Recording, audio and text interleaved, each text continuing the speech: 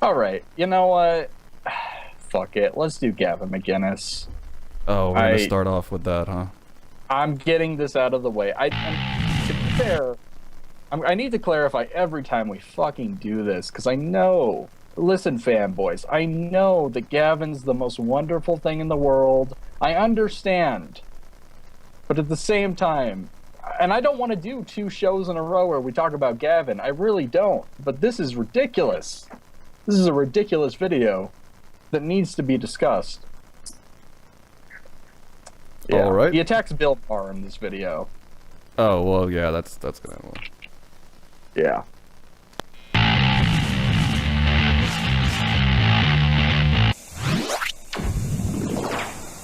Every time I'm in Los Angeles, California, and I confront people politically, I realize they've never done this before, and they always say, you got to talk to Bill Maher. That's their Mike Tyson. So as you beat them, they go, you should step in the ring with Tyson, because that's their god. They're all atheist liberals, but they worship a messiah. They always say that about no matter who it is they're discussing at that point. Whoever it is they have a problem with, it's because they have a messiah complex.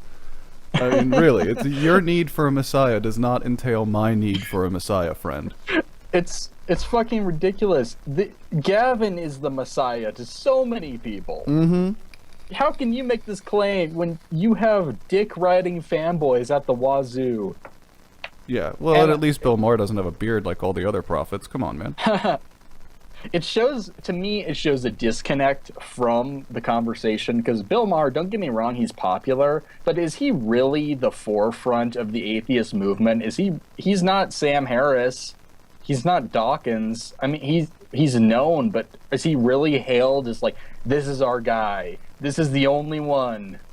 Yeah, exactly. Wherein, Gavin is held that way for several people. I think people mistake popularity and humor for actually having point. I mean, this guy's... I'm never sure with him. I always feel like he's got to be fucking around. Yeah, but then, I don't know. I think that a lot of times that could be the case, but then a lot of other times it's just used to cover up his fuck-ups. Yeah. Yeah. Like, oh, it was just a joke, guys. It's like, well, how many accidental jokes can one guy make? Like, really? All of them, apparently. Every single time. Called Bill Maher.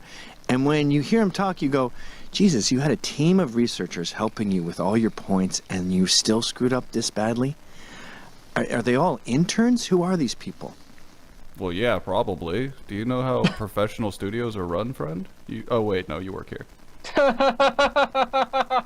Oh, low blow. Now, Matt Palumbo is my favorite economist, young man, making his way in the world, a newbie on the scene, and we went over this video that's really popular on Facebook, and the mistakes are just glaring. And the most common mistake with Maher and the Obama idiots is, well, things have been getting better since cave days, so what are you complaining about? It was this when Obama was in office, and it's this now, ergo things are better. We're not fighting saber-toothed tigers. What? Okay. Was that a point? I think that was more of that attempted comedy. Is he saying that because there are some people that say that we are in a better position now than we were under Bush, that it's Obama's fault? Is I that think what that's he's the implying? point. That's the point it's getting at. The reason that's relevant is we are actually doing a little better, and that is worth discussing. And the reason it's worth discussing is because people try to claim that under the Obama administration, things have just gone to shit. Things were wonderful before, and then as soon as we elected a black guy, oh, America just went down the toilet. Yeah, seriously, it's That's why not that's quite relevant, that simple. He didn't ruin America. That's the best thing you could say about this guy. We didn't break a 100-year record of being slightly better every year. You see this, by the way, with the EPA. They go, the EPA came on board, and the air is cleaner now. What are you complaining about?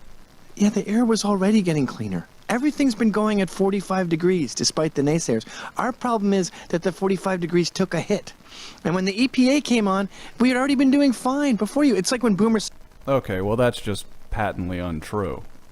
I just don't understand, like, the air was getting better, like, by itself. The air just kind of heals itself. It's fine. We don't need to actually do anything about it.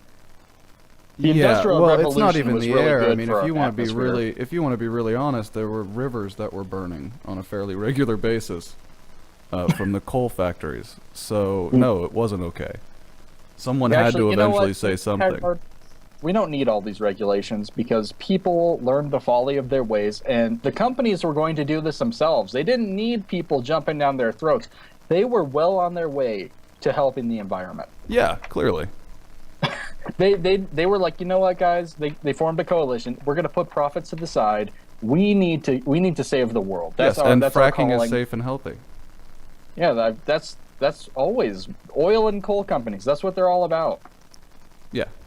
Say, well, we invented the black middle class. Actually, blacks were doing okay before you came along, boomers. And in fact, if we compare it to whites, your trajectory sort of seemed to take a hit when you guys came in and helped the blacks. But let's go over this Bill Maher video point by point. Okay, this is where it's going to get really weird because it's videoception. Oh, Jesus. Yeah, we're on like layer 3 now, aren't we? Gavin's joining us as a guest now. We're like criticizing someone criticizing a video in a video. This is good. This is how it goes. It's shocking what he gets away with. All right, play it. It seemed to me there was just an amazing conspiracy of delusion. Look at the big among the writing, people too. on That's that like what they do stage, for because kids' they books. talked about the world. This isn't a React channel, dude. You need to pause. He pauses eventually, but for this first little bit, he just kind of, I don't know, he throws in little quirky remarks. You know, look at the big writing. I wish the writing was smaller so I couldn't read it. Like what? Well, and he acts like right-wing little memes like this aren't just as big, overblown, and goofy. He acts like there's not a giant rebel symbol behind him and a giant rebel symbol on the bottom left-hand corner here. Yeah, there's that. Like, I don't, yeah, now you point that out, how can he say that? And oh, look at the big writing. You have the rebel just boom, right on the screen. Seriously, it's right behind him and it's at the bottom. It's not like he's any better. It's just this is how people construct these things. It's kind of this mentality of, oh, I'm criticizing a video and I feel the need to chime in. You know, I want to add my own content, but I don't actually have anything of substance to say, so I'm just going to point out what's right in front of me. Just like the most basic observations. Hey, look over there, guys. That writing's pretty big. Like, oh, yeah. Did that contribute anything? Where are we now? Where is this conversation going? Like I said, it's a React channel at this point. Ugh. As if it's on fire, and America is in the toilet, and other countries are killing us, and the only debate was whether Obama has ruined America on purpose or by accident. I'm going to go by accident. Trump's Look at the slogan, sycophants "Make America laughing. great They're again." as bad as They the all have a audience. version of that, which is basically we have to restore things the way. He acts like he delivers fair and balanced news.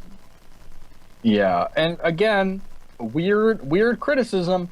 Gavin, you have sycophants. Yeah, You have sycophants but his who suck sycophants your are dick balanced all the fans. time. That's all. He just has fans. Bill Maher has sycophants. Oh yeah, I like how that works. Look, listen to the sycophants laughing. They're just eating it up. They work. Wait, let me read some statistics here. Jeb Bush, here's a great one. There's not a place in the world where. Oh, come on, Gavin. Don't pretend like you're taking notes. It's like he's not even paying attention That's to this fucking. point. Like, That's just sad. Don't pretend like you need to take notes over this. oh, he said Jeb. This isn't like a. Bush. This is like what you do in a political debate, not a reaction to a fucking Bill Maher joke. For fuck's sake. a video that's like a minute long that he presumably already watched. Yeah, but he's got to make some notations here. It's super important. Oh, I forgot to take the notes before I made this video that's going on the internet. Shit. we're better off today. Now I've got to than defend 6.5 Jeb Bush. years Thanks, ago. Maher. Okay, you know what? There are things called facts. You can actually measure shit. I know it's not. No, it's. Ha ha ha! Facts. I know facts aren't in the Bible, but can't we use? Wait, of course, that's very telling, by the way, that he attacks the Bible and avoids the Quran and the Torah. You know that the whole attack on the Republicans. You do know that he gets lambasted for regularly slamming Islam, right? This is a non-point. That's a point I wanted to make. How disconnected can you fucking be? Bill Maher's most popular video on his channel is the one with Ben Affleck. Yeah, he's known for taking the piss out of Islam. Oh, Jesus Christ. So here's the stance, basically. And this seems to be a thing that goes around. A lot of people have this thought. But basically, if you make any criticism of, like, Christianity or the Bible, oh my God, are you equating that with Islam? Why aren't you talking about Islam? Islam is like, no. Can we? Okay. I say, no, I can mock you too, lunatic. I talk about Islam here. Okay, now separate that. Imagine the separateness. Now I'm talking about Christianity. I reference the Bible. Why? Because we're in fucking America. That's why. Because Islam represents about 1% of our population. No one in America gives a shit about Islam. No, it's hard to get any Americans to give a shit about Islam. And it's a fucking joke. That's the other thing. I love it when people do it with jokes. I mean, You're spending time to politically criticize a joke that Bill Maher is making. I mean, there are times when Trevor Noah makes worse jokes than Bill Maher. Trevor Noah makes non-jokes that people just somehow nervously titter at. And I mean, at least these are panel members that are laughing.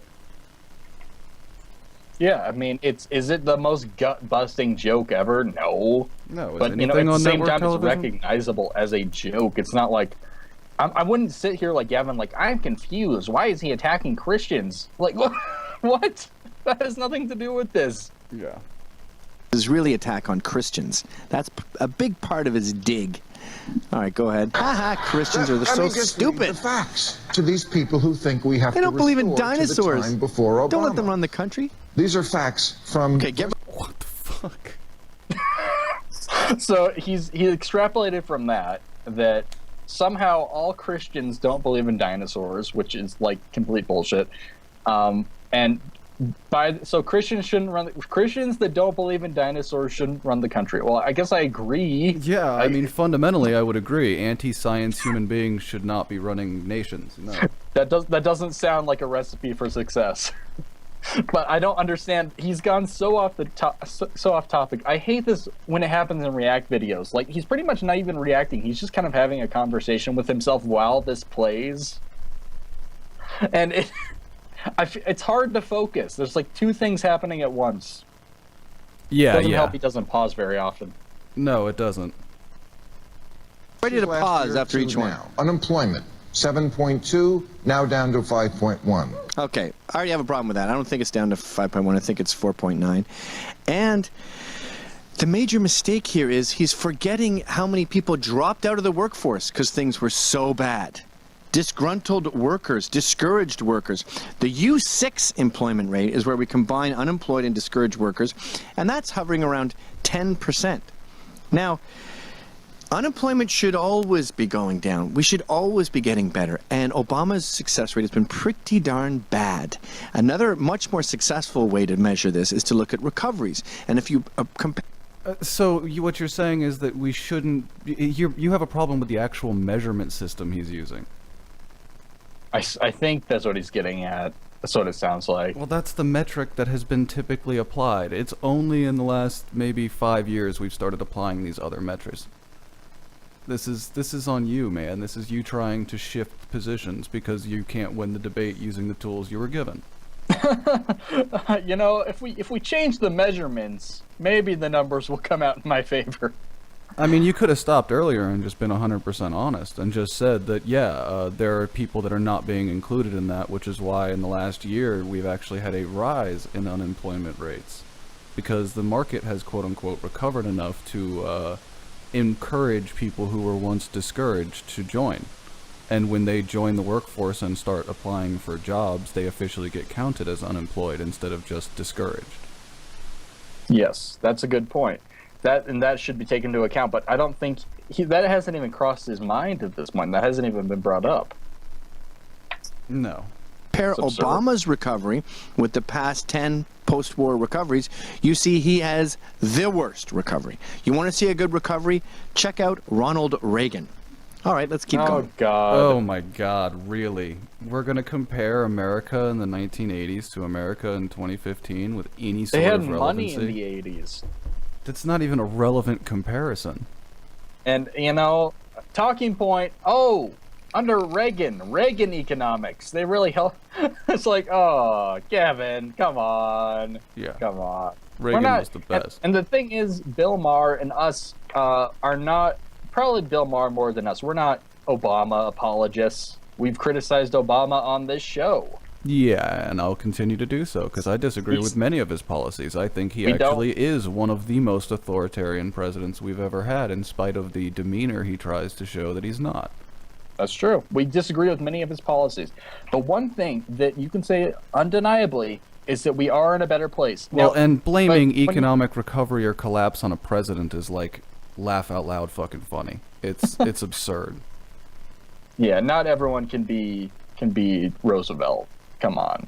It's completely absurd. Even blaming Roosevelt for recovery is absurd. He may have instituted policy, but other people had to go through with it as well. Other people had to actually implement it. Yes. Yeah, no. You'll tire yourself. Stop clapping. You'll tire yourselves out. I'm so good. Gas price, $3.24 down to $2.31. All right, stop. I don't agree with that either. My estimates are the gas price was as low as $1.86. The average for the previous year was $1.94. And yes, gas has been down recently. This is another thing he does. The chart goes like this, and then it goes down. He zooms in on that one part where it's down and blows that up to be the whole graph. It's the kind of trick kids do. You know, when you ask a little kid, like my kids, I'll go, "What's 8 times 7?" They'll go, "What? Oh, me? Oh, you want me to do? Oh, me to do 8 times 7? Oh, that's 56." Buying time. But What? he really seems to just be flailing in this video. I don't what was that? What he's talking about his kid 8 times 6. What? Yeah, he ironically appears to be basically doing what he's accusing Bill Maher of doing. He was just buying time. He didn't really have a statement to make there. And I don't actually know the stats for the gas prices. I mean, they fluctuate. It's whatever. But the thing is, does Obama have direct control over this? Not really. It's a complicated process that involves oil, oftentimes from other countries. Yeah, but Obama has direct control over the gas prices. Let's be serious. Everyone knows Yeah, he's that. in the Oval Office, and one day he's just like, you know what? I'm going to put it up 2 cents just to fuck with them. You know what? I'm going to be celebrated as the president that forcibly lowered gas prices. He made him sound like Bernie. I know. I don't know why I did that. Okay. We're gonna raise the gas prices. Fuck you, America. You have a better Obama than me. It's not very good. It's better than mine. So the reason that gas prices are down is because OPEC flooded the market to wipe out shale producers, to knock out fracking. Fracking is doing real well. I think we get about 80% of our natural gas from fracking. It seems to work okay. So he's fine with it then. Okay. Wow. Okay. I forgot that came up. That's amazing. So basically, fuck the environment, fuck everything, fuck America, just fuck it all at that point. No, just burn it down. It's fine. You know what? There's 2 things that I love: Ronald Reagan and fracking. Yeah, those are his 2 standpoints. This is like this is like the Colbert Report. This is a parody of the right wing. What is this? Basically. Is he playing a character? I'm telling you, I think he is. It's hard for me to take him seriously almost at all, because he always just hits the buzz points. But part of me really thinks this is legit, and I don't want to. I do that for everyone. I want to think everyone's a troll. Yeah, But I want to think at some everything's point a joke. You have to reconcile that there are crazy people. Mm-hmm. Pacific's a complete troll, by the way. No. I avoid Gavin. Yeah, I think we can. We can move Gavin, on. remove. That's enough of you, Gavin. That was painful.